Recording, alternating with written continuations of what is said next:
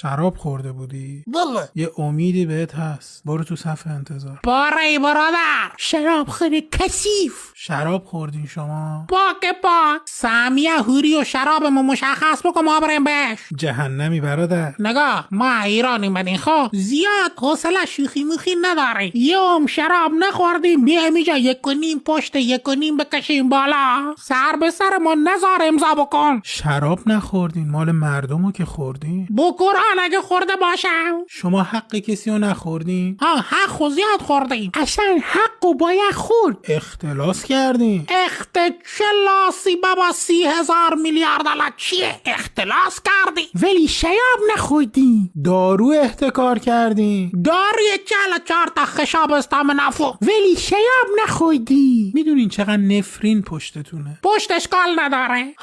پشت اگه بزنی مقصر نفرینه. گمشین جهنم. به خدا ما نمیریم. مگه دست شماست؟ این چه قانونیه؟ ما شراب نخوردیم. مگه به شرابه؟ ما زندونی آزاد کردیم. داداشتو آزاد کردی؟ زندونی خوب بود. بفرمایید. ما طاقت میله داغ نداریم. میله نیست.